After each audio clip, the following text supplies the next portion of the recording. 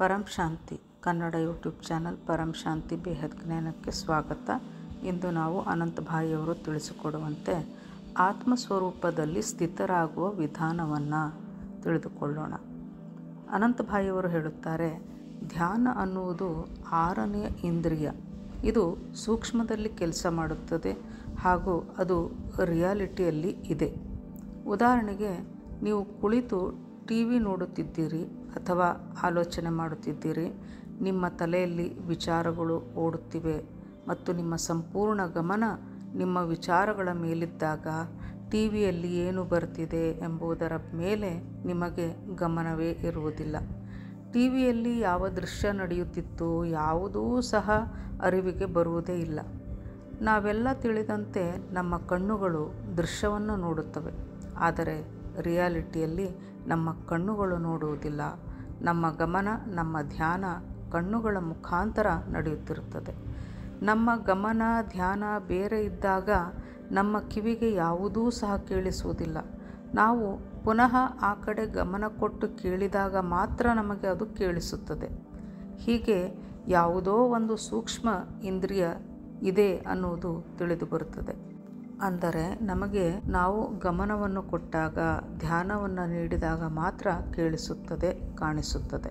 ನಮ್ಮ ಧ್ಯಾನವೆಲ್ಲ ನಮ್ಮ ಆಲೋಚನೆಯಲ್ಲಿ ಇದ್ದರೆ ಹೊರ ಜಗತ್ತಿನಲ್ಲಿ ಏನು ನಡೆಯುತ್ತಿದೆ ಎನ್ನುವುದು ನಮ್ಮ ಗಮನಕ್ಕೆ ಬರುವುದೇ ಇಲ್ಲ. ನಮ್ಮ ಗಮನ ನಮ್ಮ ವಿಚಾರದ ಮೇಲೆ. ನಾವು ಎಷ್ಟು ಬೇಕಾದರೂ ಗಂಟೆಗಟ್ಟಲೆ ನಾವು ಆಲೋಚನೆ ಮಾಡುತ್ತಾ ಕುಳಿತುಕೊಳ್ಳುತ್ತೇವೆ ನಮ್ಮ ವಿಚಾರಗಳ ಬಗ್ಗೆ. ಒಂದು ವೇಳೆ ನಮ್ಮಲ್ಲಿ ನಕಾರಾತ್ಮಕ ಯೋಚನೆ ಬಂದರೆ ಅದರ ದುಷ್ಪರಿಣಾಮದ ಬಗ್ಗೆ ಯೋಚಿಸುತ್ತಾ ಗಂಟೆಗಟ್ಟಲೆ ಕುಳಿತುಕೊಳ್ಳುತ್ತೇವೆ. ಹೀಗೆ ಯೋಚನೆ ಮಾಡುತ್ತಾ 10, 15, 20, 25 ನಿಮಿಷ, ಅರ್ಧ ಗಂಟೆ ಆರಾಮವಾಗಿ ಕುಳಿತುಕೊಳ್ಳಬಹುದು. ನಾನು ವ್ಯರ್ಥ ಸಮಯ ಹಾಳು ಮಾಡಿದೆ ಎಂದು ಅರಿವಾದಾಗ ನಾವು ಪುನಃ ಮರಳಿ ಬರುತ್ತೇವೆ. ವಿಚಾರಗಳು ಬಂದಾಗ ಅದರತ್ತ ಗಮನವನ್ನು ಕೊಡಬಾರದು. ನಮ್ಮ ಗಮನವನ್ನು ಅಲ್ಲಿಂದ ತೆಗೆದು ಹಾಕಬೇಕು. ಇದನ್ನು ನಾವು ನಿರಂತರವಾಗಿ ಅಭ್ಯಾಸ ಮಾಡಬೇಕಾಗುತ್ತದೆ. ನಾವು ಸದಾ ಆತ್ಮ ಸ್ವರೂಪದಲ್ಲಿ ಇರುವ ಕಡೆ ಗಮನ ಕೊಡಬೇಕು. ನಾವು ಬಾಡಿ ಕಾನ್ಷಿಯಸ್ನಿಂದ, ಅಂದರೆ ದೇಹ ಭಾವವನ್ನು ಮರೆಯಬೇಕು, ಅದರಿಂದ ಆಚೆ ಬರಬೇಕು. ಇಲ್ಲದಿದ್ದರೆ ನಮ್ಮ ತಲೆಯಲ್ಲಿ ಸಂಕಲ್ಪಗಳು ವಿಚಾರಗಳು ಓಡುತ್ತಲೇ ಇರುತ್ತವೆ. ಕನ್ನಡಿಯ ಮುಂದೆ ನಿಂತು ತನ್ನನ್ನು ತಾನು ನೋಡಿಕೊಳ್ಳುವಾಗಲೂ ಸಹ ನಾನು ಹೀಗಿದ್ದೇನೆ, ಹಾಗಿದ್ದೇನೆ, ಸುಂದರವಾಗಿದ್ದೇನೆ ಎಂಬ ಕಲ್ಪನೆಗಳ ನಾಗಾಲೋಟ ಓಡುತ್ತಲೇ ಇರುತ್ತದೆ. ನಾನು ಚೆನ್ನಾಗಿದ್ದೇನೆ, ಕಣ್ಣುಗಳು ಚೆನ್ನಾಗಿವೆ, ಕೂದಲು ಚೆನ್ನಾಗಿದೆ. ಕನ್ನಡಿಯಲ್ಲಿ ನಮ್ಮನ್ನು ನಾವು ನೋಡುವಂಥ ಸಂದರ್ಭದಲ್ಲಿ ಇವೆಲ್ಲ ವಿಚಾರಗಳು ಬಂದ ತಕ್ಷಣವೇ ನಾವು ನಮ್ಮ ಹಣೆಯ ಮಧ್ಯಭಾಗ, ಅಂದರೆ ತಿಲಕವನ್ನು ಇಡುವ ಭಾಗದಲ್ಲಿ ಆತ್ಮನನ್ನು ಕಾಣಬೇಕು. ಕುಳಿತಲ್ಲಿ ನಿಂತಲ್ಲಿ ಪ್ರತಿ ಕ್ಷಣವೂ ಆತ್ಮನನ್ನು ನೋಡುವ ಅಭ್ಯಾಸ ಮಾಡಬೇಕು. ನಮ್ಮ ಹಣೆಯ ಮಧ್ಯಭಾಗದಲ್ಲಿ ಆತ್ಮವನ್ನು ನೋಡುತ್ತಾ ಅದು ದೀಪದಂತೆ ಪ್ರಜ್ವಲಿಸುತ್ತಿದೆ ಎಂಬ ಭಾವದಲ್ಲಿ ಕಾಣುತ್ತಾ ನನ್ನ ಆತ್ಮ ಜಾಗೃತವಾಗಿದೆ ಎಂದುಕೊಳ್ಳುತ್ತಾ ನೋಡುತ್ತಿರಬೇಕು. ಆತ್ಮ ಜಾಗೃತವಾಗಿರುತ್ತದೆ. ನಿಮಗೆ ಒಂದು ಹಳದಿ ಬಣ್ಣದ ಬೆಳಕೊಂದು ಕಾಣಿಸುತ್ತದೆ. ಅಗ್ನಿ ತತ್ವ ಹಳದಿ ಬಣ್ಣದಲ್ಲಿರುತ್ತದೆ. ಈ ಅಭ್ಯಾಸ ನಿರಂತರವಾಗಿ ಮಾಡುತ್ತಾ ಹೋದಾಗ ನಮ್ಮ ಆತ್ಮವು ಪರಮ ಲೈಟ್ನಿಂದ ಸೃಷ್ಟಿಯಾಗಿದೆ ಎಂಬುದು ನಮಗೆ ಅರಿವಿಗೆ ಬರುತ್ತದೆ. ಈ ಲೈಟ್, ಈ ಬೆಳಕು ನಿಮಗೆ ನಿಧಾನವಾಗಿ ಸಂಪೂರ್ಣ ಪರಿಶುದ್ಧ ಪ್ರಕಾಶಮಾನವಾಗಿ ಕಾಣತೊಡಗುತ್ತದೆ. ಹೀಗೆ ನಾವು ಯಾರನ್ನೇ ನೋಡುವಾಗಲೂ ಅವರ ಆತ್ಮನನ್ನು ನೋಡಬೇಕು, ಪ್ರಕಾಶವನ್ನು ನೋಡಬೇಕೇ ಹೊರತು ದೇಹ ಭಾವದಲ್ಲಿ ನೋಡಬಾರದು. ನಮ್ಮ ಸಂಪೂರ್ಣ ಫೋಕಸ್ ಆತ್ಮನ ಮೇಲಿರಬೇಕು. ಇದನ್ನು ಚೆನ್ನಾಗಿ ಪ್ರಾಕ್ಟೀಸ್ ಮಾಡಬೇಕಾಗುತ್ತದೆ. ನಾವು ಕುಳಿತಾಗ, ನಿಂತಾಗ, ಊಟ ಮಾಡುವಾಗ, ಪ್ರತಿಯೊಂದು ಕ್ಷಣದಲ್ಲಿ ಸಹ ನಾನು ಪ್ರಕಾಶಮಾನನಾದ ಆತ್ಮನಾಗಿದ್ದೇನೆ, ನನ್ನ ಆತ್ಮ ಜಾಗೃತವಾಗಿದೆ, ನಾನು ಬೇಹದ ಆತ್ಮವಾಗಿದ್ದೇನೆ, ನಾನು ಪರಮ ಪ್ರಕಾಶದ ಆತ್ಮನಾಗಿದ್ದೇನೆ. ಹೀಗೆ ಹೇಳುತ್ತಾ ಇರುವುದರಿಂದ ನಿಧಾನವಾಗಿ ನಮ್ಮ ಆತ್ಮ, ಅದರ ಅನುಭೂತಿಯು ನಮ್ಮಲ್ಲಿ ವೃದ್ಧಿಸುತ್ತಾ ಹೋಗುತ್ತದೆ. ಇದರಿಂದ ಒಂದು ಹಂತದಲ್ಲಿ ನಮಗೆ ನಮ್ಮ ಶರೀರವು ಸಂಪೂರ್ಣ ಖಾಲಿಯಾಗಿದೆ ಎನ್ನುವ ಅನುಭವ ಮೂಡುತ್ತದೆ. ನಮ್ಮೊಳಗೆ ಖಾಲಿ ಜಾಗದಲ್ಲಿ ಆತ್ಮವು ಜಾಗೃತವಾಗಿದೆ ಹಾಗೂ ಅದರ ಪ್ರಕಾಶವು ಸಂಪೂರ್ಣ ದೇಹವನ್ನು ಆವರಿಸಿದೆ. ದೇಹದ ಯಾವುದೇ ಭಾಗ ಅಂಗವನ್ನು ನೋಡದೆ ಒಂದು ಖಾಲಿ ಸ್ಪೇಸ್, ಒಳಗೆ ಪ್ರಕಾಶ ತುಂಬಿದೆ ಹಾಗೂ ಪರಮ ಪ್ರಕಾಶ ತುಂಬಿದೆ. ಆತ್ಮ ಜಾಗೃತವಾಗುತ್ತಿದೆ. ನಮ್ಮ ಹಣೆಯ ಮಧ್ಯಭಾಗದಿಂದ ನಾಭಿಯವರೆಗೆ ಒಂದು ತೆಳುವಾದ ಚೈನ್ ಅಥವಾ ದಾರದಂತೆ ಒಂದು ತೆಳುವಾದ ವೈಟ್ ಲೈಟ್ ಇದೆ. ಅದು ಹಣೆಯಿಂದ ನಾಭಿಯವರೆಗೆ ಹೋಗಿದೆ. ಅದುವೇ ಪರಮ ಮಹಾಕಾರಣ ಶರೀರವಾಗಿರುತ್ತದೆ ಹಾಗೂ ಅದು ಜಾಗೃತವಾಗಿ ಪರಮ ಲೈಟ್ನಿಂದ ತುಂಬಿ ಹೋಗಿದೆ. ಈ ರೀತಿ ಅಂದುಕೊಳ್ಳುತ್ತಾ ನಾವು ಒಂದು ಸಂಕಲ್ಪವನ್ನು ಈ ರೀತಿ ಮಾಡಿಕೊಳ್ಳಬೇಕು. ಅದೆಂದರೆ, ನನ್ನ ಪರಮ ಮಹಾಕಾರಣ ಶರೀರವು ಚಾರ್ಜ್ ಆಗಿದೆ ಹಾಗೂ ಅದು ಸೀಲ್ ಆಗಿದೆ ಎಂದುಕೊಳ್ಳುತ್ತಾ ನಾವು ಆತ್ಮಸ್ವರೂಪದಲ್ಲಿ ಇರಬೇಕು. ಹೀಗೆ ನಿಧಾನವಾಗಿ ನಾವು ಎಷ್ಟು ಆತ್ಮಸ್ವರೂಪದಲ್ಲಿ ಇರುತ್ತೇವೆಯೋ ಅಷ್ಟು ನಮಗೆ ನಮ್ಮಲ್ಲಿ ಪರಮ ಪ್ರಕಾಶವು ಸ್ಟೋರ್ ಆಗುತ್ತಿದೆ ಎನ್ನುವ ಅನುಭವ ಆರಂಭವಾಗುತ್ತದೆ. ನಮ್ಮೊಳಗೆ ಇರುವ ಖಾಲಿ ಸ್ಪೇಸ್ ಪರಮ ಪ್ರಕಾಶದಿಂದ ತುಂಬಿಕೊಳ್ಳುತ್ತದೆ. ನಮ್ಮ ಶರೀರದ ಕಣ ಕಣದಲ್ಲೂ ಪರಮ ಪ್ರಕಾಶ ತುಂಬಿಕೊಳ್ಳುವ ಅನುಭವ ನಮಗೆ ಆಗತೊಡಗುತ್ತದೆ. ಈ ಅನುಭವ ನಾವು ಧ್ಯಾನದಲ್ಲಿ ಕುಳಿತಾಗ ಆರಂಭವಾಗುತ್ತದೆ. ನಮ್ಮ ಶರೀರದ ಅಂಗವು ಕಣಕಣವು ಪರಮ ಪ್ರಕಾಶದಿಂದ ತುಂಬಿಕೊಂಡು ನಮ್ಮ ಸ್ಥೂಲ ಶರೀರವು ಕ್ರಮೇಣ ಕನ್ವರ್ಟ್ ಆಗುತ್ತಾ ಹೋಗುತ್ತದೆ. ನಮ್ಮೊಳಗೆ ಇರುವ ಪರಮ ಪ್ರಕಾಶದ ಶರೀರವು ಬಲಶಾಲಿಯಾಗುತ್ತಾ ಹೋಗುತ್ತದೆ.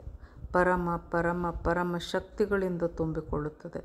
ಶರೀರದ ಸೂಕ್ಷ್ಮ ಶರೀರದ, ಕಾರಣ ಶರೀರದ ಹಾಗೂ ಮಹಾಕಾರಣ ಶರೀರ ಸಂಪೂರ್ಣ ಚಾರ್ಜ್ ಆಗಲು ಆರಂಭವಾಗುತ್ತದೆ.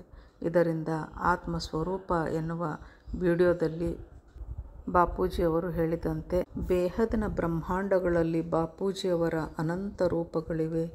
ಬೇಹದ್ ಕಲಾದಲ್ಲಿರುವ ಬಾಪೂಜಿಯವರ ಅನಂತಾನಂತ ಸ್ವರೂಪಗಳನ್ನು ನಾವು ನೋಡಲಾರಂಭಿಸುತ್ತೇವೆ. ಅಲ್ಲಿ ಬಾಪೂಜಿಯವರು ದಿವ್ಯ ಸ್ವರೂಪದಲ್ಲಿದ್ದಾರೆ.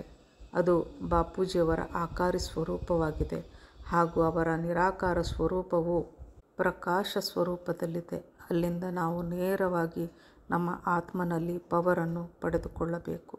ಹೀಗೆ ನೇರವಾಗಿ ಬಂದಂತಹ ಪವರ್ ನಿಧಾನವಾಗಿ ಪವರ್ಫುಲ್ ಆಗುತ್ತಾ ಹೋಗುತ್ತದೆ.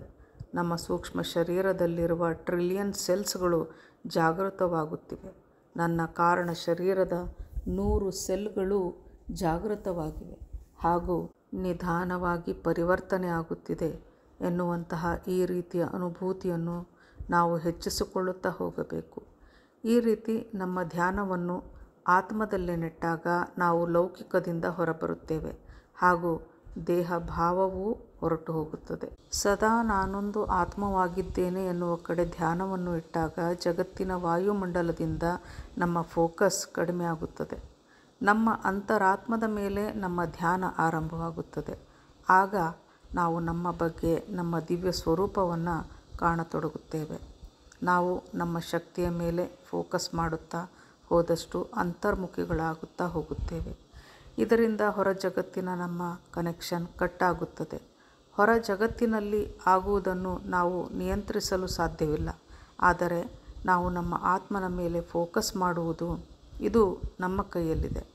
ನಮ್ಮ ಮನಸ್ಸು ಬುದ್ಧಿಯನ್ನು ನಿಯಂತ್ರಿಸಬಹುದು, ನಮ್ಮ ವಿಚಾರಗಳನ್ನು ನಿಯಂತ್ರಿಸಬಹುದು. ಇದೆಲ್ಲವೂ ನಾವು ಆತ್ಮಸ್ವರೂಪದ ಪ್ರಾಕ್ಟೀಸ್ ಮಾಡಿದಾಗ ಮಾತ್ರ ಈ ನಿಯಂತ್ರಣ ಸಾಧಿಸಲು ಸಾಧ್ಯವಿದೆ. ಬಾಪೂಜಿಯವರು ಹೇಳಿದಂತೆ ದಿನದ 24 ಗಂಟೆಗಳಲ್ಲಿ 8 ಗಂಟೆಯನ್ನು ನಾವು ಆತ್ಮನ ಮೇಲೆ ಗಮನ ಹರಿಸಲು ಕೊಡಬೇಕು. ಸದಾ ನಮ್ಮ ಆತ್ಮ ಜಾಗೃತವಾಗುತ್ತಿದೆ ಎಂದು ಆತ್ಮನ ಮೇಲೆ ಗಮನವಿಡಬೇಕು. ಇದರಿಂದ ಆತ್ಮನಲ್ಲಿ ಪವರ್ ತುಂಬಿ ಒಂದಲ್ಲ ಒಂದು ದಿನ ನಮ್ಮ ಕರ್ಮಗಳು ಡಿಲೀಟ್ ಆಗುತ್ತವೆ. ಆಗ ನಾವು ಪರಮ ಪ್ರಕಾಶದ ಸ್ವರೂಪವನ್ನು ಧಾರಣೆ ಮಾಡುತ್ತೇವೆ ಮತ್ತು ಈ ಸ್ಥೂಲ ಶರೀರವನ್ನು ಬಿಟ್ಟು ಪರಮ ಪ್ರಕಾಶದ ಶರೀರದಲ್ಲಿ ನಾವು ಹೊರಟು ಹೋಗುತ್ತೇವೆ. ಇದು ಒಂದೇ ಮಾರ್ಗ ನಾವು ಪುನಃ ನಮ್ಮ ಪರಂಧಾಮವನ್ನು ಸೇರಲು. ಈ ಒಂದು ಮಾರ್ಗವನ್ನು ಬಿಟ್ಟರೆ ಬೇರೆ ಮಾರ್ಗವಿಲ್ಲ. ಎಲ್ಲ ಆತ್ಮರೂ ಈ ವಿಧಾನವನ್ನು ಅನುಸರಿಸಬಹುದು. ಪುರುಷಾರ್ಥವನ್ನು ಮಾಡಬೇಕು. ಈ ಪುರುಷಾರ್ಥದಲ್ಲಿ ನಮಗೆ ಬಾಹ್ಯ ಜಗತ್ತಿನ ವಾಯುಮಂಡಲವು ನಮ್ಮ ಮೇಲೆ ಪ್ರಭಾವ ಬೀರುತ್ತದೆ. ಇದಕ್ಕಾಗಿ ನಾವು ನಮ್ಮ ಓರಾ ಸೀಲ್ ಮಾಡಿಕೊಳ್ಳಬೇಕಾಗುತ್ತದೆ. ಹೊರ ಜಗತ್ತಿನಲ್ಲಿ ಏನೇ ಆಗಲಿ ಆಗುವುದೆಲ್ಲ ಆಗುತ್ತಿರುತ್ತದೆ. ಕರ್ಮ ಸಿದ್ಧಾಂತದ ಮೇಲೆ ನಮಗೆ ನಂಬಿಕೆ ಇರಬೇಕು. ನಾವು ಆತ್ಮಸ್ವರೂಪವನ್ನು ಜಾಗೃತಗೊಳಿಸಿಕೊಂಡರೆ ಬೇಹದ್ ಜಗತ್ತಿಗೆ ಹೋಗಲು ಯಾರೂ ನಮ್ಮನ್ನು ತಡೆಯಲಾರರು, ಏಕೆಂದರೆ ನಮ್ಮ ಸಂಪೂರ್ಣ ಧ್ಯಾನ ಈಗ ಪರಮಪಿತನಲ್ಲಿದೆ. ಮೇಲಿನ ದಿವ್ಯ ಜಗತ್ತಿಗೆ ಹೋಗುವ ಜ್ಞಾನ ಆತ್ಮಸ್ವರೂಪದ ಜ್ಞಾನ. ದಿವ್ಯ ಜಗತ್ತಿನ ಮಾರ್ಗವನ್ನು ನಮಗೆ ಬಾಪೂಜಿಯವರು ಬೋಧಿಸಿದ್ದಾರೆ. ಎಲ್ಲ ಪೋರ್ಟಲ್ಗಳು ಓಪನ್ ಆಗಿವೆ. ನಮ್ಮ ಸಂಕಲ್ಪದಲ್ಲಿ ಶಕ್ತಿ ಬಂದಾಗ ಹಾಗೂ ಬಾಪೂಜಿಯವರ ಸಂಕಲ್ಪ ನಮಗೆ ಟಚ್ ಆದಾಗ ನಾವು ಬೇಹದ್ನ ಜಗತ್ತಿಗೆ ಹೋಗಲು ತಯಾರಾಗುತ್ತೇವೆ. ಈ ಸಮಯ ಬಹುಬೇಗ ಬರಲಿದೆ.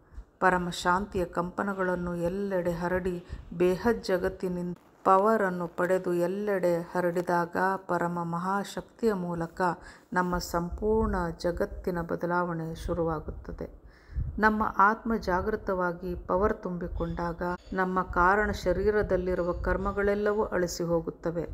ಆಗ ಅನಂತ ಸೂರ್ಯರ ಶಕ್ತಿ ನಮ್ಮಲ್ಲಿ ಜಾಗೃತವಾಗುತ್ತದೆ. ಆ ಸಮಯದಲ್ಲಿ ಒಂದು ಆತ್ಮಜ್ಯೋತಿ ಬೆಳಗಿದರೆ ಸಾಕು, ಎಲ್ಲ ಆತ್ಮದೀಪಗಳು ಬೆಳಗತೊಡಗುತ್ತವೆ. ಬಾಪೂಜಿಯವರು ನಮಗೆ ಮಾಯೆಯಿಂದ ಬಿಡಿಸಿಕೊಂಡು ಬೇಹದ್ ಜಗತ್ತನ್ನು ಸೇರುವ ಮಾರ್ಗವನ್ನು ಬೋಧಿಸಿದ್ದಾರೆ. ನಾನು ಬೇಹದ್ದಿನ ಪರಮ ಆತ್ಮನಾಗಿದ್ದೇನೆ, ನಾನು ಬೇಹದ್ ಜಗತ್ತಿಗೆ ಹೋಗಲಿದ್ದೇನೆ ಎಂಬ ಒಂದು ಸಂಕಲ್ಪದಿಂದ ನಾವು ಬೇಹದ್ ಜಗತ್ತನ್ನು ಸೇರಬಹುದಾಗಿದೆ. ಪರಂ ಶಾಂತಿ. ಬೇಹದ್ ಕಿ ಪರಂ ಶಾಂತಿ. ಬೇಹದ್ ಕಿ ಪರಮ ಶಾಂತಿ ಸೋಚೋ बोलो परम शांति. Join us daily for our morning live meditation, Monday to Saturday, 5:30 to 6:30 a.m. Join us daily for live meditation, 10 p.m. to 11 p.m. on YouTube Live. Subscribe now. Website www.paramshanti.org. Email us anant@paramshanti.org. Like, share, subscribe. Join today.